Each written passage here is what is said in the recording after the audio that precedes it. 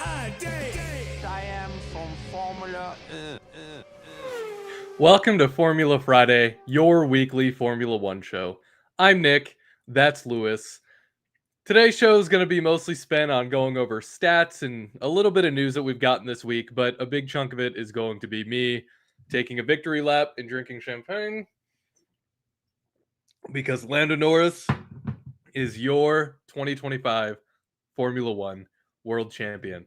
That's my favorite driver. You see the shirt that I'm wearing? By the way, my fiance bought me this shirt in celebration. I don't know if you can get a good. You can see the back. Yeah, I see it. Yeah, she bought that for me on Sunday night, and it That's showed awesome. up today. It showed up today. Incredible. Meant to be. Then we got the matching Lando Championship mugs, which those are gonna be a while yet because pre-order. But yeah, Lando won, and I brought my flag home. I'm wearing my hat. I have my shirt. I have my champagne. Which, by the way, I intentionally got the champagne that I don't think they drink this anymore. It's also not champagne, but it's the one that they would always drink in Formula One, Yes. the celebration. And it's the Ferrari one for those people who are listening and not watching. And I always Not thought that it was Ferrari. yes, I always thought it was funny though, because Ferrari would always sponsor stuff and they would have like that Ferrari, not the actual car Ferrari. I think they had like their sponsorship even like on a trash bin or something, which I thought was ironic because that's kind of like the car Lewis was driving on Sunday.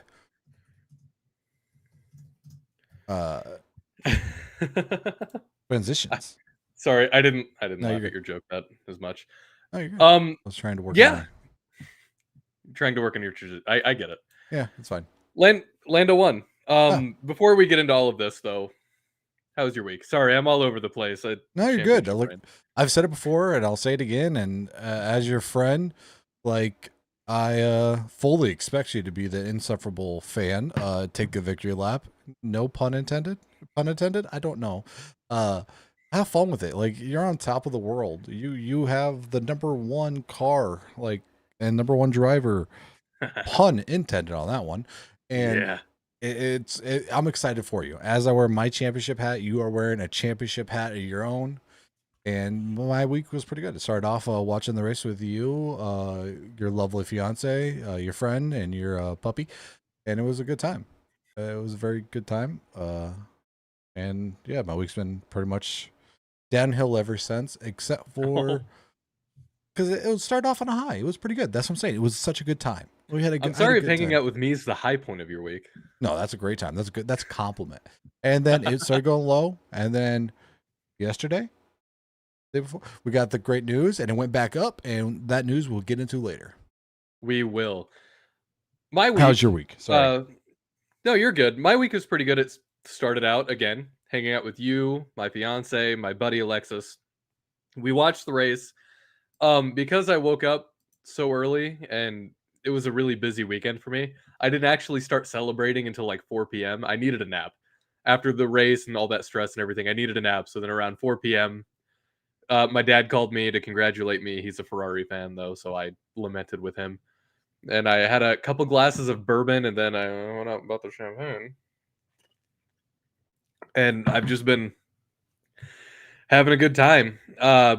I'm trying not to be super insufferable about it at work because nobody at work cares about Formula One, but there's a few subtle hints that I've been doing here and there just to let people know that my favorite driver and my favorite sport won my favorite world championship. Yes. Anyway, on the chess front, I made it to 420 elo. So nice. There's that. Woo. That's basically it, though. Still reading comics. Still into the comics. I finished the 2008 Guardians of the Galaxy run, but the weird thing about comics is one thing always seems to lead into another, so I had to start another mini series that kind of wraps up the first series, but it's also a crossover with 4 other series that I didn't read, so it's really confusing. Excuse me. Comics confuse me. Just in general. It's much like the MCU where everything is kind of, you have to have watched a bunch of things to understand the latest movies. Excuse me, I'm sorry. The champagne is bubbly. Comics are like that, but on steroids and kind of worse. Yeah. I've never got into them, so I really don't know. But from what I've heard, yes. It's very broad. It's Depending on the comic, especially the brand, I've heard it's as wide as an ocean, deep as a puddle. Uh-huh. I've heard that as well. All right. Let's get into it. I don't know why I'm taking so long. Lando won the world championship. Max won the race, but who cares? Lap 1. Right away at lap 1, that was planned for McLaren, Lewis. So, right away at the start, Max did that thing where he just shoots to the inside right away to cut off second place. But Lando saw that coming and he shot to the right. And it looked like he did that to intentionally get kind of an edge on Max and also cut off Oscar. But according to Andrea Stella, obviously, this is a quote. Obviously, we wanted to have absolutely clean racing on the first lap, but we also discussed with Oscar on a hard tire not making life difficult for Oscar to take the second place and then try to attack Verstappen. It was a strategic option that Lando was supporting. Quote, it was good and fair overtake by Oscar, but in itself, this is a scenario that we discussed, so it wasn't the hardest of battles because there was a general interest.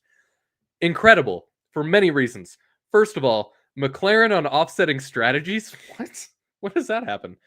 And then, second of all, a mutually beneficial strategy to where Oscar was the fastest car of the McLarens this weekend. He just was. So making sure he stayed up there and was attacking Max and just constantly in Max's rear view, just to give Lando as easy as a race as possible. Now, I was getting nervous because most of the race, Charles Leclerc also decided to show up this weekend, and he Yeah. was also kind of poking at Lando a bit in the Ferrari. But overall, genuinely, it was kind of a boring race, and I love that. This is one of the few times where I'm fine that this race was kind of boring, except for a few moments here or there. One of those being the Yuki and Lando thing. Now, Lewis, I'm biased. You, I, I would like you to talk about this and what you saw in all of this because I feel like you have a little more credibility in this situation than I do. And then I will share my take, but I would like a neutral party take on this. Sort of neutral. I would say more neutral than you because again, I'm a Red Bull fan. Like as much as I don't want to admit that, I'm a Red Bull fan. I mean, obviously Red Bull. We've been over this. So going down the long straight at Abu Dhabi, which is known for, Lando or not Lando, Yuki tried to pull off his own Minister of Defense. He wanted to become get a promotion because he lost his seat, so he wanted to get a promotion to the Japanese Minister of Defense.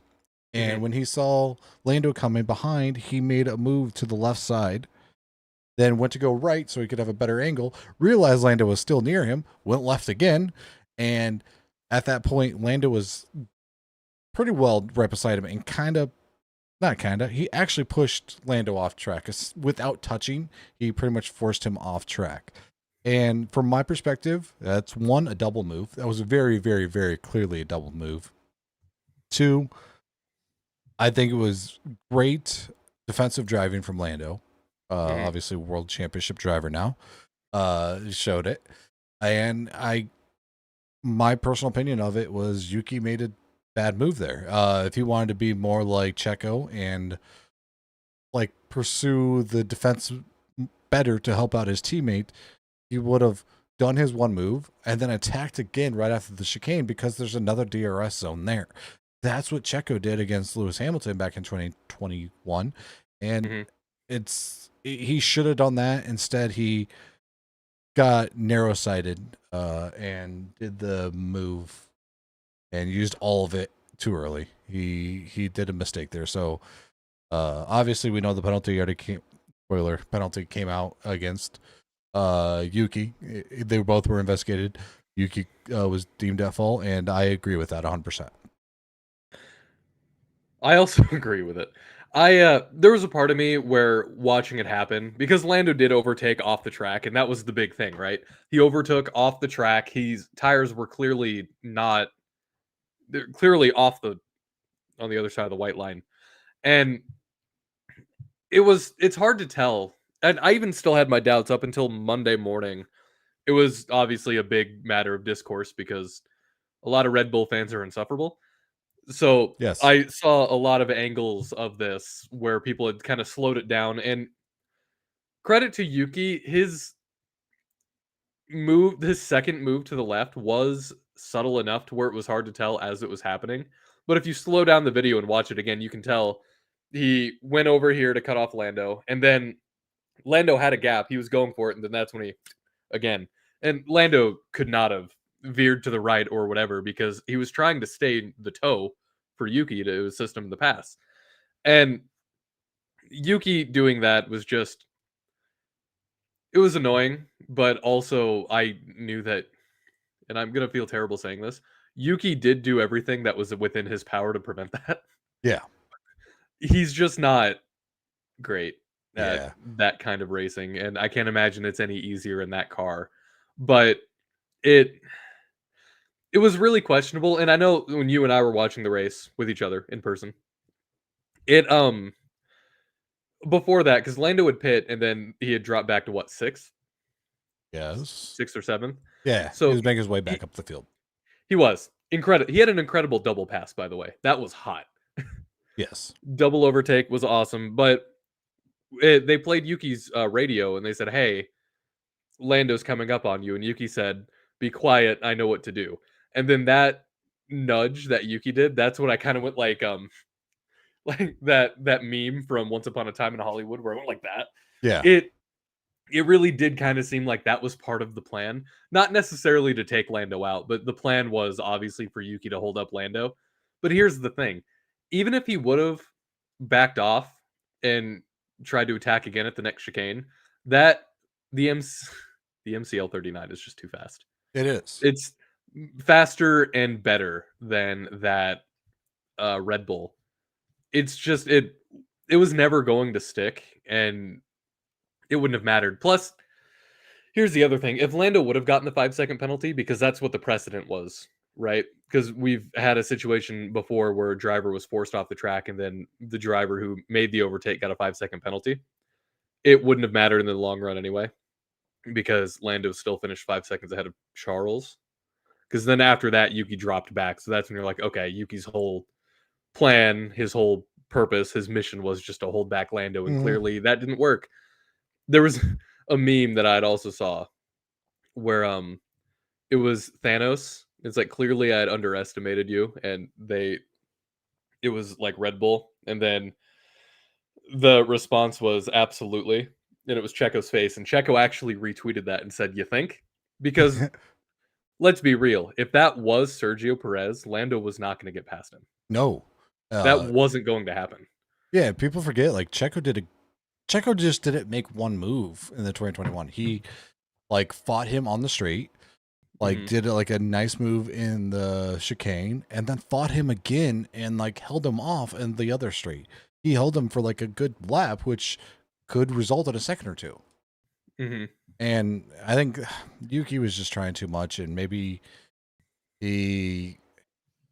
I don't know, in a weird way, I was thinking maybe like he was like trying to save his seat, but at that point it was already gone. So yeah, I don't know.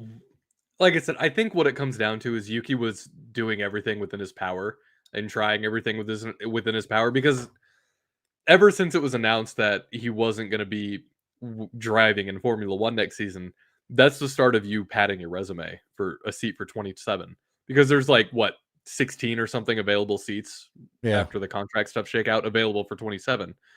And I think some of that might have been, you're right, him trying to show what he's capable of, and this is his last real opportunity to do that. But also at the same time, he doesn't have that level. He's not at that level to do a move like that. He tried. I commend him for that. I'm not trying to trash talk Yuki. It's just that maneuver was not ever in the cards for him. No, and it got to the point because he served his 5-second penalty when he pit. I forgot about the 5-second penalty. I even said it during the race. I'm like, oh, there we go. They're going to retire the car. That's all he was supposed to do this race. Like I forgot about the penalty, and I just saw him sitting there. I'm like, oh, they're retiring the car.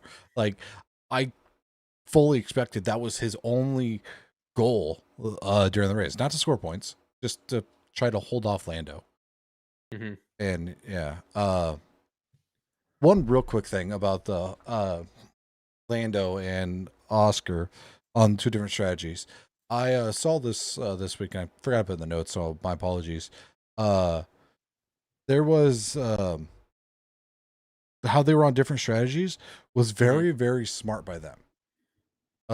Because they Max could not back them up like he would, or like Nico Rosberg did with Lewis Hamilton. And that was a smart move to split the strategy, so they cannot be backed up to have someone to overtake to get that, like, for Max to get a better chance of winning. Sorry, I couldn't think of words right there. You're good. Words are hard. Words are very, very hard. And I was getting this document. I totally forgot to have this up. On the Yuki Tsunoda thing, the reason for it, the penalty was the stewards reviewed the video team radio and in-car evidence. The car 4 was making an overtaking move on car 22, which is Lando on Yuki. Car 22 made a number of changes of direction, which ultimately resulted in car 4 having to go off track to avoid a collision. In doing so, car 22 effectively forced car 4 off the track. Competitors are reminded, blah, blah, blah. Even they admitted that, yes, he made more than one move and everything. Yes. I mean, and it is super obvious, too. They couldn't really hide it, especially, like I said, when you go back and look at the footage, even the camera angles that F1 themselves were using, it's subtle but obvious, if that makes any sense. Yeah, and when they not interviewed, they investigated both Lando, both Yuki, and when on the Lando investigation, they said the driver of the 4 car overtook car 22 off track. However, this occurred because the driver of the car 22 made multiple moves defending his position against car 4. Had car 22 not made those moves, car 4 would have overtaken it without going off track, but moved off track to avoid contact with car 22. Further, the driving standards guidelines provide that if a car is forced off, which is effectively what occurred here, it is not considered to have exceeded track limits. While technically the overtake took place off track, we determined in view of above to take no further action. So no matter what, they said that you made more than one wrong move. Man, I don't know what to say about Yuki. I had really high hopes for him in his rookie season, and I knew that it was going to take him a bit to grow, but by this time, you should be showing a little more. You just should be showing a little more. And if you're not showing it by now, then you're not going to win a championship. I think it's fair to say that Yuki Tsunoda will never win a world championship in Formula 1. Yeah, I think that's fair. And I think the one thing that really hurt, or one of the things that really hurt him was his attitude over the radio, which is whatever. I feel like you can have that attitude if it's earned. So Lando has earned that attitude. Max earned that. Seb earned it. Lewis earned it. Everyone, not only champions, but people who have been up there have earned it. And he's never earned that. And he was super aggressive over the radio. And another thing is he did not want to train. He did not want to work out. He did not want to do anything, to the point where Red Bull had to move him from wherever. Yeah, was it from Monaco to Italy, or from Italy to Milton Keynes? One of the two. I forget which one. It was from Italy to Milton Keynes. Yeah, so he could be closer, so they can monitor him better. Like how little, like, that makes you seem like such a kid. Where your team and your work has to babysit you. And I'm not saying Yuki's a terrible driver. He's a good driver, and he's had flashes of greatness over the years he's been racing. It's just he's not at the same level as a Lando or a Max or an Oscar or even an Isaac. Or even a Kimi. Like, yeah, he's not on that level, and he's been there for a while, and it sucks to say because I like him. It's just unless I can see him being a good number 1 driver on a bad team. Yeah, like a number 1 at an Alpine. Yes, or number 1 in an AlphaTauri. Yeah. Perfectly good fit. More rants later. Well, okay, I'm glad you mentioned the attitude and how it was earned and how drivers like Lando have earned that attitude, because I want to share this quote from Lando's post-race press conference. Okay. Excuse me, I'm sorry. No, you're good. He basically just said, I don't remember what the exact question was, but this was the quote that came out of it. He said, I know at times I say some stupid things. I say some things about Max, or I might have said some things in the past about Lewis. Some things I regret and I wish I could take back and never really came out of my mouth.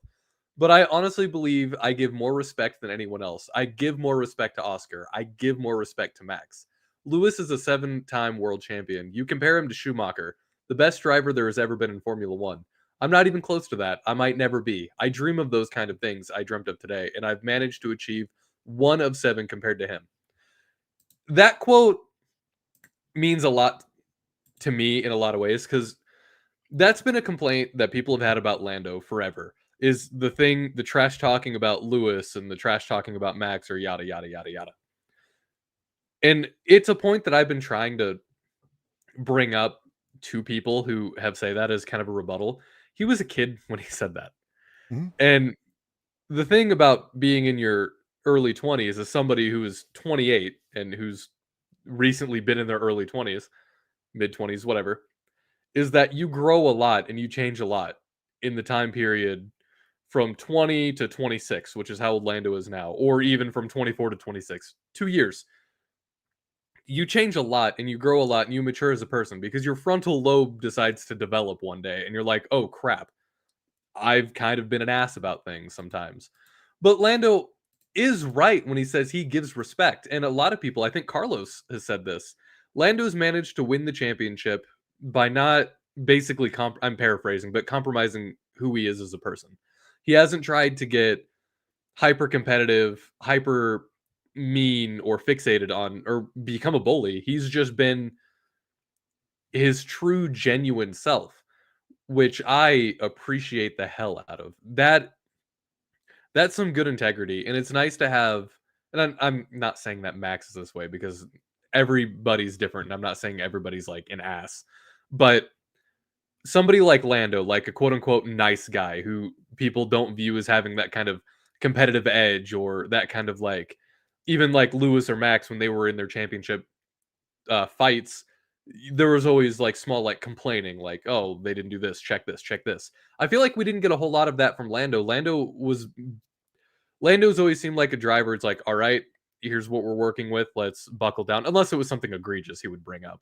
But otherwise, it was always, let's buckle down, let's lock in. Even like the thing that Oscar said, which race was that? Where Oscar was like, that wasn't very team like, where Lando got loose and kind of nudged Oscar but didn't intentionally hit him. Okay, yeah. I remember But what, yeah, but I know what you're talking about. like Lando doesn't say things like that. He just says, "All right, that's the thing that happened. I can't let that bother me. I need to just keep focusing on what I can control," which is a championship mindset. Clearly, is a championship mindset. And I know what I said felt kind of petty toward Oscar, and there's still a little pettiness left. It's funny. It's kind of like a post-championship clarity where the second Lando won, all of my ill will that I had toward Oscar just kind of washed away. Yeah, makes But sense. but is that doesn't change my point of Lando isn't usually the kind to make those kind of petty remarks, especially over the last couple of years. A serious he's been a serious contender and he's tried to be a really sweet guy about it the whole time. Yeah, and he's just out there having fun. Like he's trying to have fun. He's trying to do it. He's a little quirky. And weird stat, I guess. Lando has scored 16.27 points per like year old he is. So like he's 26 years old compared to Max who scored 15 points per year old he is. So it's like weird. He's younger, but he's scoring more points. He's doing good. He's above all these people, and it's just. I think part of the reason there's so much Max hate, and I see this a lot with new generation of like sports like Thunder and stuff and baseball. People don't like change, and people don't like the new young people because they do something different than what they used to. They used to just basketball, they used to just shoot hoops. They didn't care about showboating, or football, they didn't care about celebrating.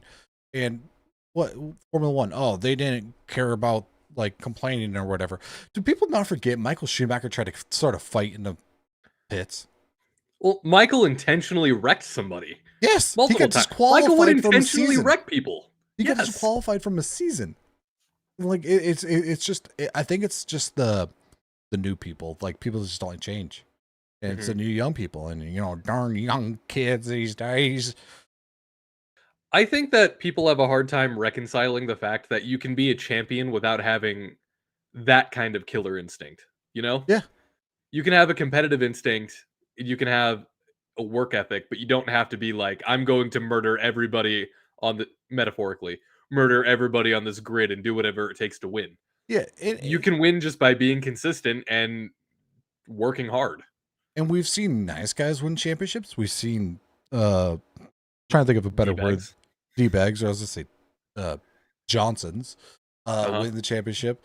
Like Seb, people forget multi 21. He disobeyed team orders to win a race and raced him hard. Let's not forget.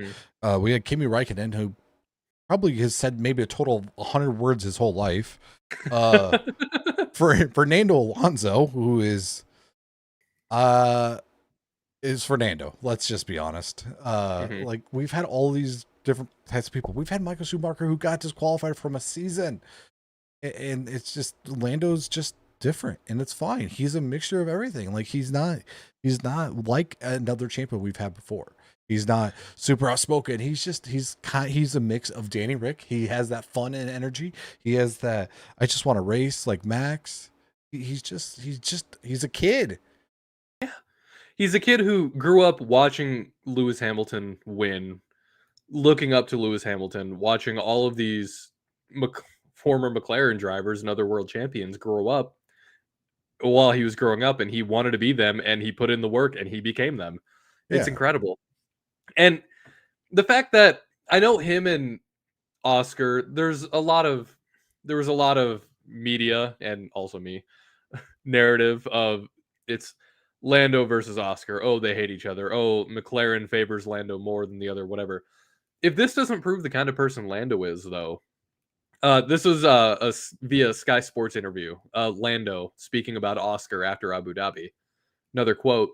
It's one of those things where you don't really know what to do. I'm also a guy that I feel bad. I want to give him a hug. I want to give him the respect he deserves, and I'm sure everyone does on the outside. Give him the respect that he deserves, but I also want to do it, and I think it's quite a difficult position to be in to do it. Somebody with that kind of cutthroat attitude doesn't feel bad like that if they beat their teammate for a championship. Yeah. It just speaks to the kind of person Lando is. That's all it is too. And I think Lando's a great guy. I think he's well deserving of the champion. And you know what? I've said this before. Like I liked Oscar's mindset, how he's just kind of had that Kimi Räikkönen feel. But like I'm okay with Lando because he's different. Like he's a kid. Like it's fine. He's having fun. If he wins 4 more, good for him. I'm gonna start hating him because he's so good. The way I hated Tom Brady, the way I hated Lewis Hamilton. I don't hate them. I just don't like them winning all the time, and I want my team to do that. That same reason I didn't like Max. Yeah. And it's, I know I've spent the last 15 minutes glazing Lando, but I think it's important because I do, and I have said this before, I care a lot about his mental health and who he is as a person. I shouldn't. It's a very unhealthy, what's the word? No. Not obsession. That's not the right word. It's like, yeah, I guess we can consider it fandom. It's not quite the word I was looking for, but I relate to him in a lot of ways. Yeah. And we're close enough in age to where I don't think that's a weird thing. You know, we kind of grew up in a similar world, very different worlds, but similar time period. Yeah. So it's one of those things where I kind of get some of his struggle, not every struggle, because he grew up well off than I did. But I mean, it's just the mental aspect of it, you know? Yeah. And we grew up in an age where mental health was not really that big of a focus, and then it kind of became a big focus, and a lot of people on the outside see that as a weakness, especially in hyper competitive sports and other things. But I just have seen all of this Lando hate and slander, which I mean, I get you're going to get with every championship winner. People did it toward Max for whatever reason too. It's just Lando deserves to be here, and I don't know where I'm going with this. I lost my train of thought. I'm just glazing Lando. That's basically all this is. That's all good. And like going off the whole mental, not mental illness, but like being open with your emotions and all this stuff. Like That's I don't want to say significant older than you. I'm older than you. But like I didn't have that growing up. You showed any sort of weakness and that was a bad thing. Right. So it's like it just shows the comparison. Maybe it's just where we are grew up at, but like location wise. But yeah, it's like the age wise. It shows that it's okay to have these emotions as we grow older. So we're gonna have people that are gonna be emotional. It's fine. It's I don't know. I think that's just one of the reasons that old timers don't like the new young drivers. That's I think you're touching on something there. Before we wrap up this race discussion, do you have any other overall thoughts on just the race in general, the race itself?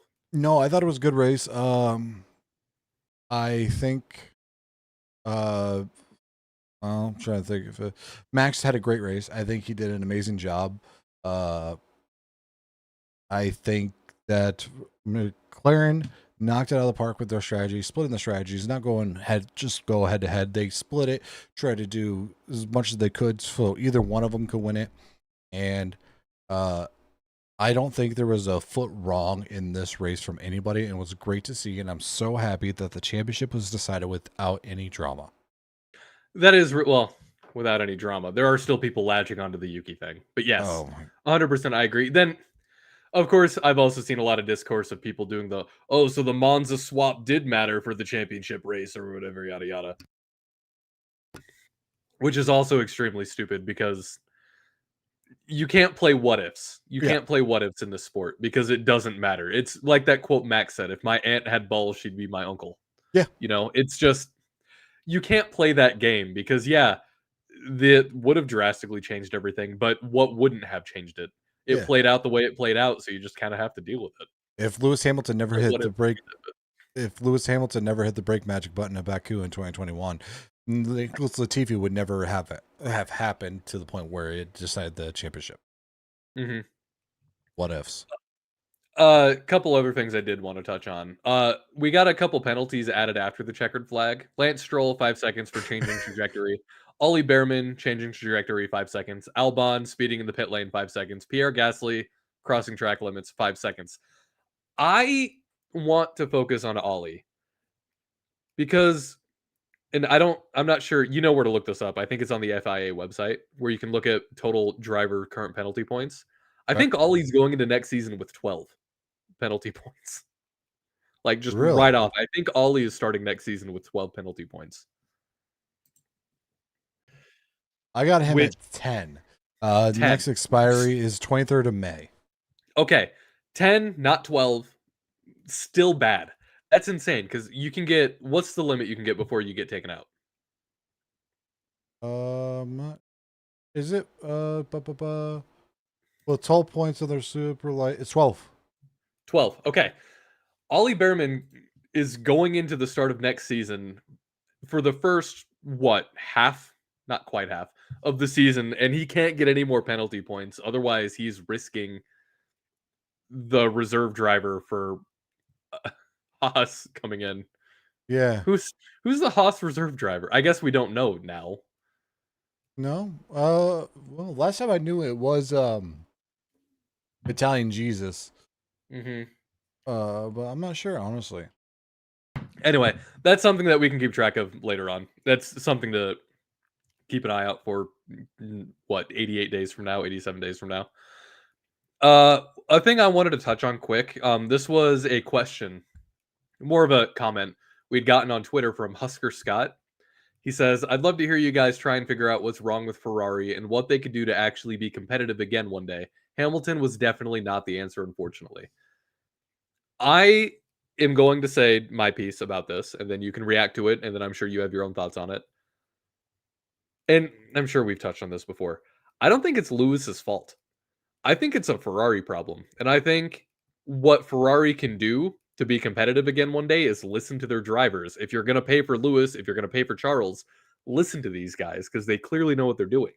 Lewis's struggles all season has been, I fully believe, a problem with adapting to the car because the way the Ferrari drives is so different than the Mercedes that Lewis has driven forever that it must take that long for him to adapt to the way this car drives. And again, it's a combination of that and the ground effect era that I think really screwed over Lewis for this season. And the way to fix that is for them to listen to him.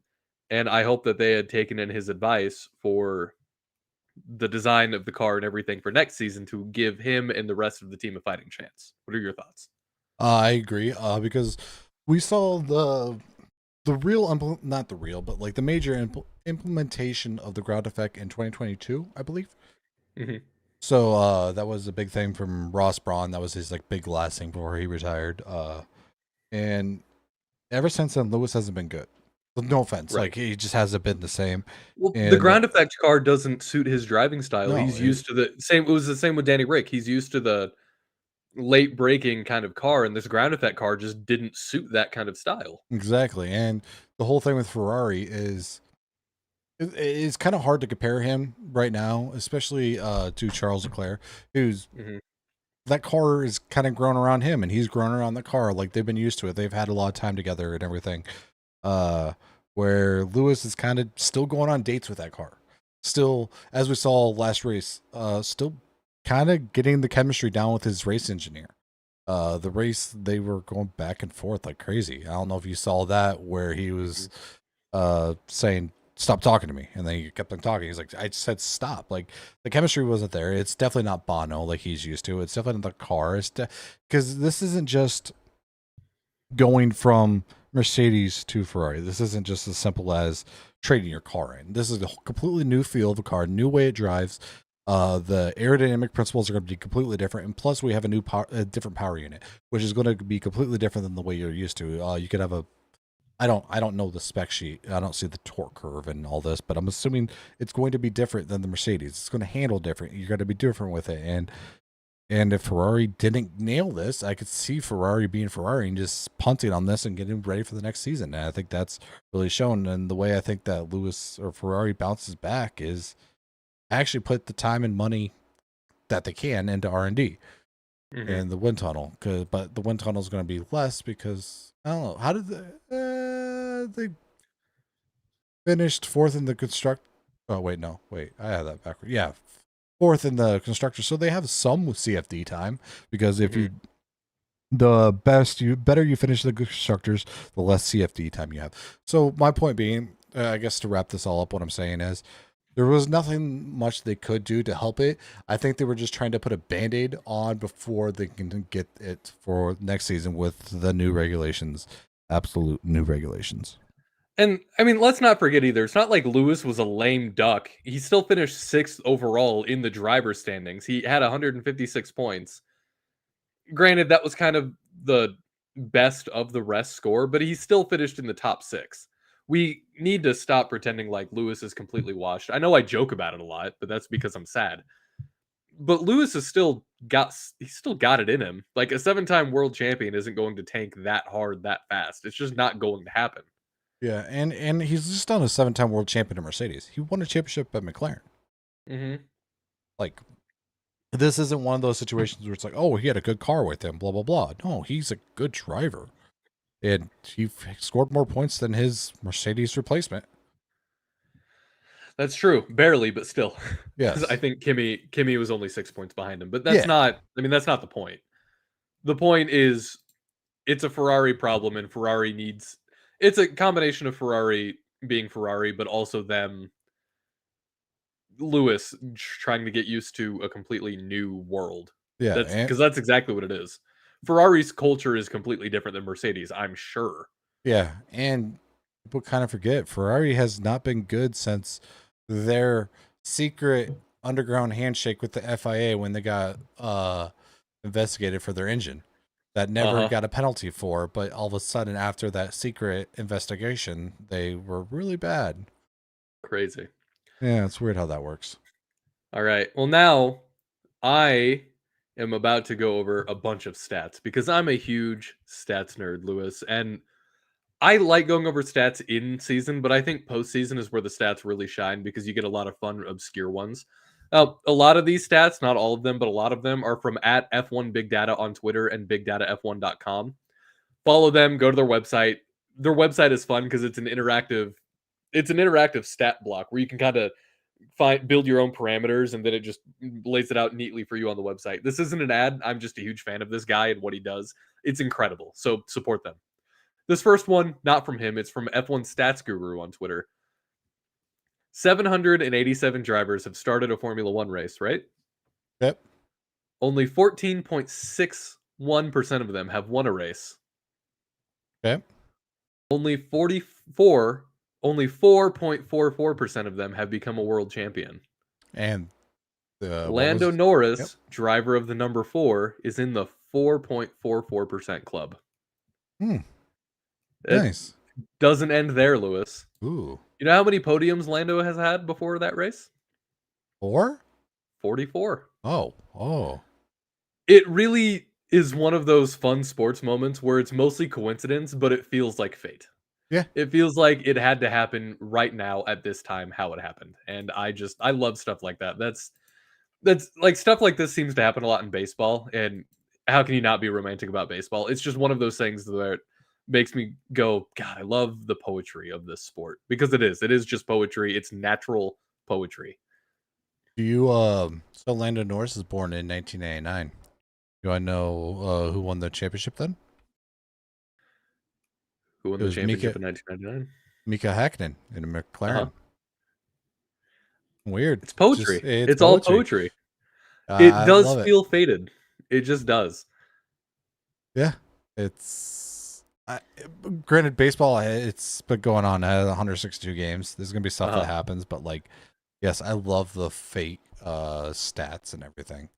Mm-hmm. Another stat, George Russell is now officially the only driver who hasn't had a single DNF this season and completed all laps.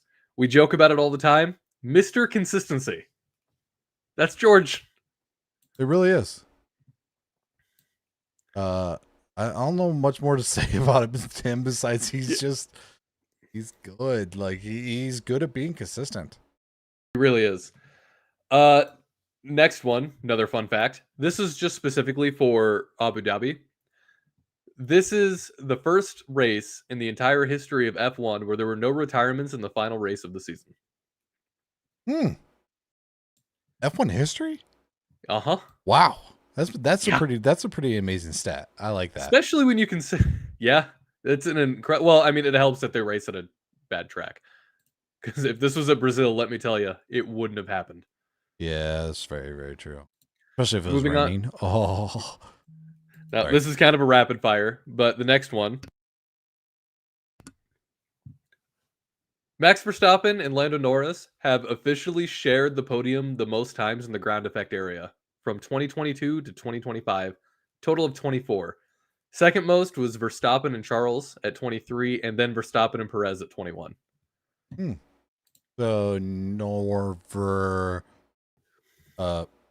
Pie? No, Norver Pie? I'm assuming because it's the new blue or bot blue or you know what I'm trying to say. I can't words. All right, my next one, and I'm going to have to do this. This is via the F1 Big Data website. I had the parameter set and I didn't save it the right way, so I'm just doing it again right now really quick, but that's super easy. The most wins in the ground effect era, again, that is 2022 to 2025, the final race. Would you like to guess? Honestly, if I had to guess, it would be Max Verstappen because he had the 4 years of dominance. Yes, you're right. Now, here's the fun part. Would you like to guess how many wins that Max Verstappen has gotten in the this regulation, the ground effect era? 25 per season. I'd say he's quarter of each. Would say 40. 51. Now, Lando has the second most wins in the ground effect era, which, again, Lando didn't start winning until last season. So keep that in mind. 4. 11. Ooh. The gap between Lando and Max is 40 wins. Damn. In the ground effect era. Oscar Piastri is third, Charles, George, Sergio, Carlos, and then Hamilton with 2. Hamilton has 2 wins in the ground effect era. Wow. I didn't know it was that bad. If that doesn't go to prove that this car just didn't suit Lando, I don't know what does. Yeah. Now, that's really sad. Sorry. No, you're good. And now, since we're at the end of the DRS era as well, I wanted to share some stats from the end of the DRS era. Lewis, Yep. would you like to guess which driver has the most wins in the DRS era from 2011 to 2025? Lewis Hamilton. Yup. How many? Oh, he has 100 wins, over 100. So I'm going to say 54. I don't know. 91. Holy crap. Lewis Hamilton has dominated the DRS era. Max Verstappen has 71, Seb 43, Nico 23, and Lando's at 11, then Valtteri at 10. Nico Rosberg, not Nico Hulkenberg. Yes. I just want people don't want people to get confused. Oscar 9, Danny Rick and Charles are tied at 8, and Jensen Button, Fernando, and Sergio are tied at 6. Yeah. Button fun, right? Racing. Yeah. Yeah. And now let's look at the head-to-head for 2025. This is qualifying and racing. Again, I'm going to have to reset this quick, but that's fine. We'll just go 2025, Australia to 2025, Abu Dhabi. I have this set up, and I just didn't have it saved. Okay. Max Verstappen is ahead. He has 21 wins to Yuki's 21 losses with head-to-head. This is strictly head-to-head. This isn't winning races. This is just beating your teammate. Charles has finished ahead of Lewis 18 times. George 17 ahead of Kimi. Fernando Alonso has finished ahead of Lance 14 times. Pierre Gasly has finished ahead of his teammate 12 times. Isaac Hadjar 12 times. Albon 10 times. Lando 12 to 8, etc. It's not like an incredible stat. It all makes sense if you look at it, but it's fun where you see like it breaks it down into percentages. So Charles has finished ahead of Lewis 85% of the time. George has finished ahead of Kimi this season 85% of the time exactly, which is consistent. Yeah, the one thing that like kind of jumps out at me, because I'm looking at this too. Fernando Alonso got beat by Lance 3 times, so one of them was Monza, where he DNF'd. Or DNS, I guess. I'm assuming the other ones are DNFs too, because I don't... I think there was at least one race where Lance finished ahead of him on merit. I'm sorry. It's just like it's a funny thought, I know. Yeah, we moved the goalposts. It's like he did at least once, right? Right? Yeah. Right. This next stat is from Formula Racers. Laps led in 2025. Would you like to guess how many laps Max Verstappen led in 2025? Percentage or number? Number. Hard number. 267. 454. Oscar Piastri was next with 452. Wow. Yeah, only 2 behind Max. Then Lando only had 373 and George 103. That's crazy. It's almost like a point standing. It kind of is. I mean, I guess it makes sense. Well, it should have been. Another stat. Lando Norris is the only driver in F1 history to win their maiden championship after doing 150 plus races with the very same team that took them to the title. Essentially, Lando has just stuck with the team for a really long time and it paid off, which I respect the hell out of. Yes. I love anybody who stays with somebody for a long time.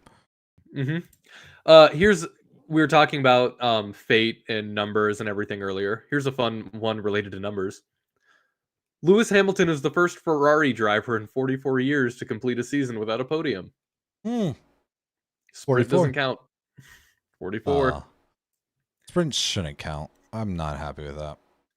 I'm also not happy with that. And finally, not finally. This was the last one I had on the sheet, but I found a couple others. Time penalties given out during the 2025 season. Now, I want you to pull this up and look at it and tell me what jumps out to you right away. Isaac had no penalties? Isaac had no penalties in the entirety of 2025. George Russell had the least. George and Charles and Fernando and Franco, whatever, but they still had some. Mr. Consistent, and George's penalty was for leaving the track and gaining an advantage. Charles was leaving the track without justifiable reason multiple times. Fernando moving before signal. Colapinto pushing another driver off track. Nico Hulkenberg moving before signal. And some of those are very, like, in the grand scheme of things, very minor infractions. Isaac didn't put a single foot wrong the entire season. Yeah. You know Just what's all? Yes, go ahead. I was saying what's also jumping out at me is Liam Lawson. He has 4 penalties for causing a collision, and that's the guy they want to keep. Yeah, that's insane. I said this to you while we were watching the race. There was one point where Lando was trying to get past Liam, and I didn't trust Liam to not hit him. Not on purpose. I just didn't. I was so nervous when Lando was racing anywhere near Liam. Yeah, he's a wrecking ball. He's aggressive. I don't get it. And when you brought up that stat about how many times Max has finished ahead of his teammate, don't forget, Liam Lawson started in Red Bull this year. Mm-hmm. That was a stupid decision, but it was. The other one that jumps out to me is Ollie Behrman. Him and Yuki had the same amount of total penalties, but Ollie's is fun because it's multiple different types, which is why he has 10 points going into next season. But he has multiple unsafe release and unsafe condition, which, sure, we can argue that's not necessarily on him. Fine. Causing a collision, he's got a couple leaving the track and gaining an advantage. He's got erratic, dangerous driving, and he's got a more than one change of direction while defending. I swear there was more. According to this, there's only showing one failing to serve a penalty correctly. I swear there's more than one of those this year. Could be wrong, but I guess not. It seems like the way it's segmented, he's got a couple of those. Yeah. Just based off of the graph. Yeah.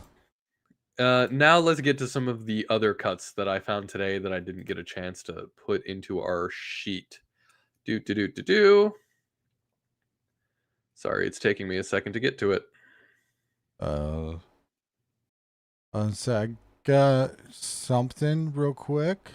Yeah, go for it. You look for it. New tires for 2026. Oh yeah, tell me about them. So they are a little bit different. Weight and everything.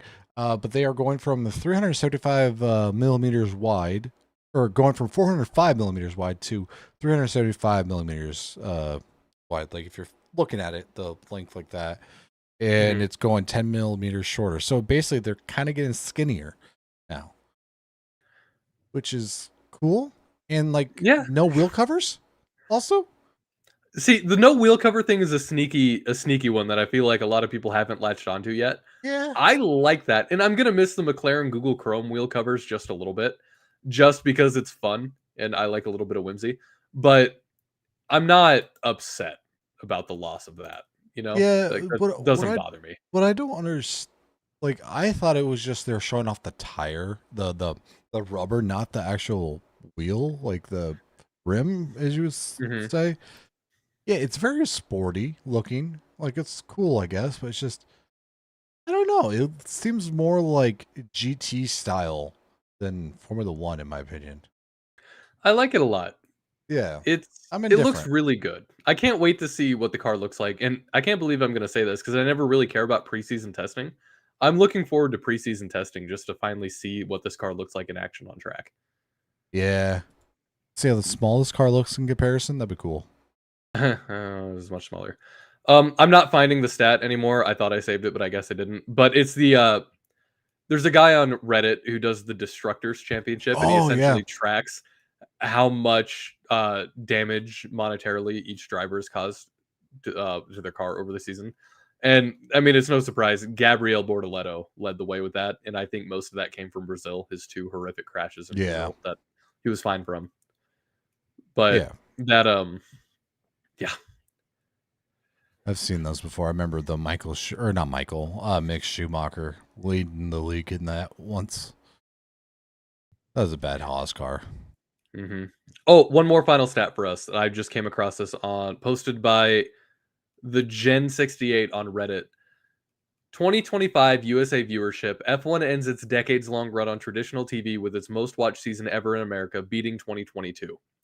Oh wow. It was 1.32 million people was the average. Abu Dhabi had 1.5 million viewers, and the peak was Monaco. The peak was Monaco. Yeah. Do you want to know why? Because that is race day. That is race heaven day. Mm-hmm. And they're taking away Monaco and replacing it with Canada later in the day. Like, not happy. Oh, okay. About So this chart also breaks it down. So, Miami had a 2.17 million views. It was down 30% from last year, because last year the race had a direct lead-in from Game 7 in the NBA playoff. Austria had 1.1. That was after the F1 movie.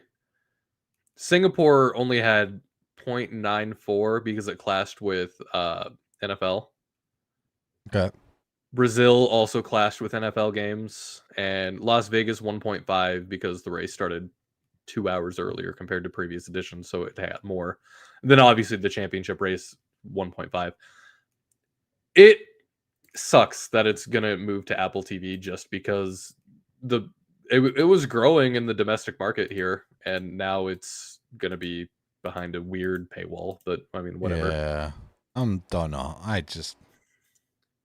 It's one of those things. I don't want to accept the change, but I'm gonna have to deal with it. Mm-hmm. Okay. Let's move on to some news while we're here. Okay. I'm gonna start out with this. The FIA award show will be this Friday at noon Central. So if you Ooh. want to watch Lando physically get the trophy and see the other awards getting handed out, or if you want to wait for next week when Lewis and I do our own awards for the season, Which are you more can just important? do that too. What's We the other kind of will. more important? We need to come up with a name for our awards. By the way, I thought about like the Fridays, but that doesn't feel original. Yeah, that's I feel like true. there's an award called the Fridays. I don't want to call them the formulas because it's lame. We need to come up with a good name for them. How about the awards? Just the awards. The awards. We'll workshop it. No, Pato Award. The award. Well, okay. Speaking of Pato, the FIA revised their IndyCar Super License point system today. Okay. And I said, speaking of Pato, it's only adjacent to Pato because it is he was an Indy driver, but essentially the FIA is making it a lot easier for Indy drivers to get more points with wins because this is coming after Herta had to scrap and claw and do his best to even qualify. But Yeah. I go to the FIA Twitter where this was originally posted and now it's gone, so I don't know what's happening there. Yeah, I found I got a picture. Here, one second, let me post this in the notes real quick for you to look at too. Thank There you.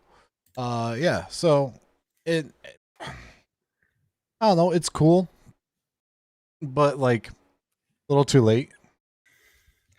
It's too late in the fact that a bunch of current and former Indy drivers kind of missed their opportunity to get into Formula One.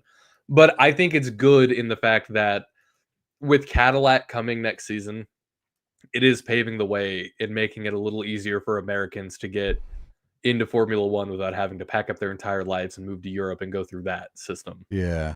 Do you think this? I'll just say Cadillac could have been a reason for it to change, but the FIA is like French, so I don't think that has anything to do with it. But I think if you think about it, it's really stupid that it's taken because every premier racing series in every other country has a way to get super license points, and it's not an annoying way to get super license points. And Indy was kind of left out in the dust, but now Indy finally has it can be more of a direct feeder from America into Formula One. yeah, it's almost like FIA was just like salty about IndyCar doing their own thing, and they just didn't want to give it any recognition, really. Because they didn't own it. Yeah, pretty much. Yeah. Mm-hmm. Some more news. Lando confirmed already that he's going to be taking the number one next season, which I agree with. I think my personal thoughts on this is your first time, always take the number 1. And if you win consecutive years, you can go back to your old number. But if you win it once and you don't win it, then you win it again, go back to the number 1. Because at the end of the day, that is a trophy. And Lando has even said himself, it's like, yeah, I kind of wanted to keep 4, but at the same time, I'm also doing this for my crew. Because my crew worked hard and I want them to wear the number 1 as well, knowing that they had a part of that. Which I think is awesome. That's a cool thing to do. Yeah, I never thought about it that way. I've always just thought number 1 because the number 1 driver, you're gonna have the target on your back. Might as well have the target on the front of your car. Mm-hmm. And I mean, that's of course the reigning Formula One world champion gets to have the number 1. And the history of the numbering system in F1 is interesting because this hasn't always been this way. In the past, it was the champion. It's basically wherever you finished in the constructors or the championship. Like if you won, like say in the 90s, I think, or the 80s, if you won the championship, you get number 1 and your teammate automatically gets number 2. Or if there's a situation where you win the championship and then you don't come back, the driver that replaced you gets 0 and your teammate still gets number 2. Yeah. And then it just kind of went down to like 1, 2, 3, 4, et cetera, et cetera. Except they would always skip 13 because of unlucky numbers. I like the system where you just get to pick a number and then you're just stuck with that number because I think it's great for branding and it's really cool to have a number attached to the driver. But that's all changing with the new regulations next season, and drivers are going to be able to pick different numbers now. No, I'm okay with that. So and it seems like Max is leaning towards picking the 3. He always wanted the 3, but he couldn't because of Danny Rick. But it seems like Max is going to pick the 3 now, which would be cool. I think that'd be good, like homage to his like best friend who's no longer in there and everything. He did want to pick 69, but Yas said no, and then Yas does Yas things. But yeah, the number 27, like a little fun fact. So I do endurance racing on iRacing. I got a whole team I do it with. We all participate. It's really fun. It's like one of the iRacing Daytona 24-hour I look forward to every year. It's like one of my crown jewels I look forward to every year. I look forward to it better than my birthday, to be completely honest. And we have always raced the number 27, and we've only ever finished like 3rd. We've gotten so many podiums that last season we were basically on pace to finish 3rd, and we're like, okay, who wants to take the last stint? And we're just like, we just don't want anymore. And I think I found out why. Going off of numerology, do you know who has the most starts in Formula One without a win? Right now? All time. All time? I'm pretty sure. Geez. All time. I think I used to know this. Tell me. Nico Hulkenberg, number 27. That's right. That's the number we race for endurance, to the point where I'm just like, guys, I think we should just change our number. I think it's cursed. It's all just poetry. It really is. We can't get a first place because I think our number, it's cursed. The number 27 is cursed. Another bit of news. Audi I don't know how to sponsor. Yeah. I never know how to say it either. Audi or Audi? Yes. They have a new beer sponsor. It's Paulunier 0.0. It's an NA German beer. It's a Weiss beer. So that's cool. It's cool to have another NA that's... I'm interested to see how that's going to work with... Because I assume Heineken is still involved in Formula One. That's my first thoughts is... So going to see that, and is Heineken pulling out? Like that's the one thing I could think of. Because why?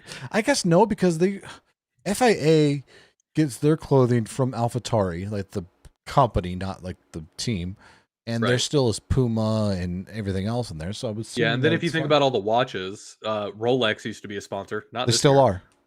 Are they? Because they took Rolex off of all the timing clocks. Like if you look at the clocks, I guess I never noticed.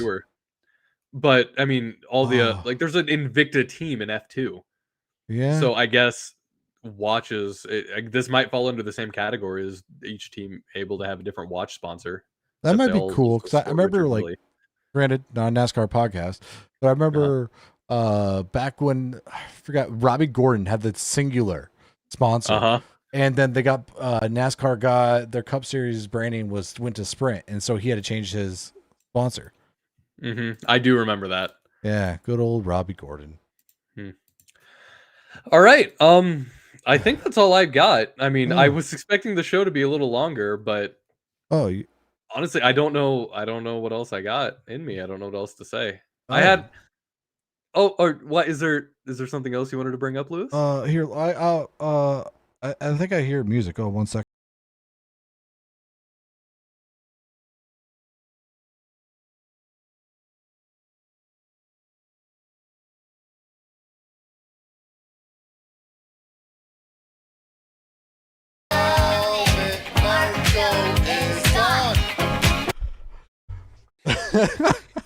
Incredible. Thank you. I forgot to remind you to do that, so I'm glad you remembered to do that. So, yes, Helmut Marko is gone. You won the championship. I win this. Oh, I'm so happy.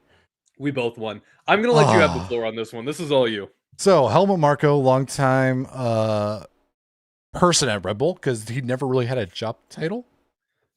Don't really understand that. It's just he was an 82-year-old dude that was allowed to make decisions for some reason. Yeah, he's made these incredible decisions, like moving drivers mid-season and getting rid of Pierre Gasly, even though he said he wouldn't get rid of Pierre Gasly, and switching him with Alex Albon, and then Pierre Gasly scores a podium in like the next 2 weeks at Brazil. He makes great decisions like that. Great guy, amazing. Yeah, Red Bull and him finally have gone their separate ways. It is official. It is amazing, and I am so happy. And it is well deserved, well earned. Go retire. Granted, he has 8 or 9 championships underneath his belt with Vettel and everything. But maybe he has an eye for scouting talent. He does not have an eye for running a team and being that guy behind the scenes. Eye jokes, really? I didn't mean it, but that's funny.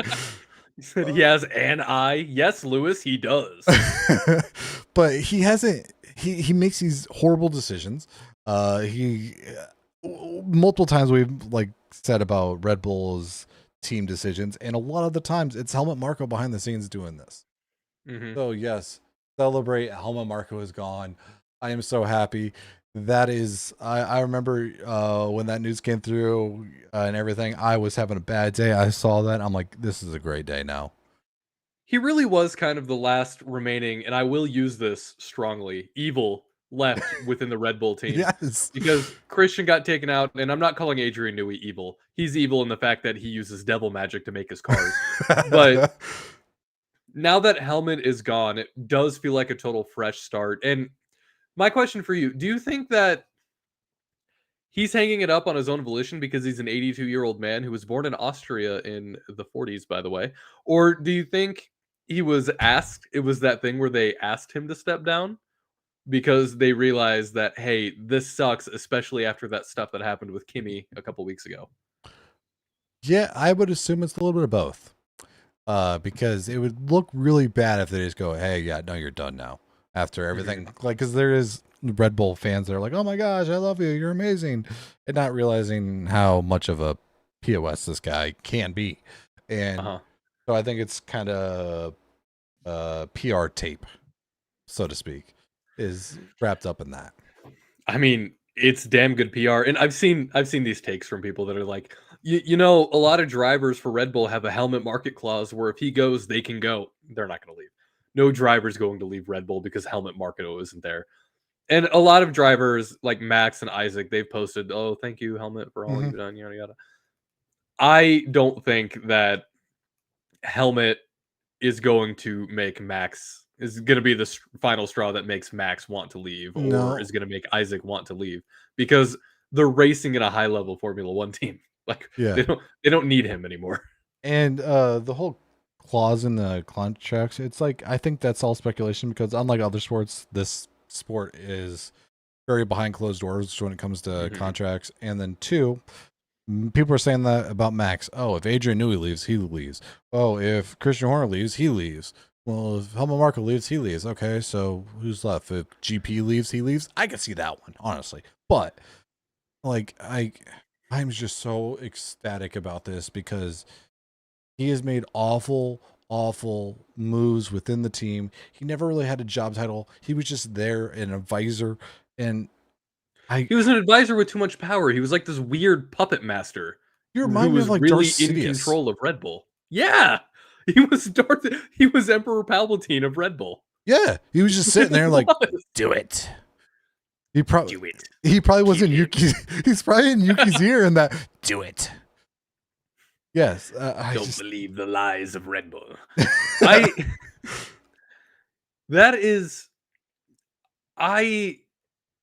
So okay, I'm not sure how Red Bull is going to do next season or the following seasons because of their new Ford power unit.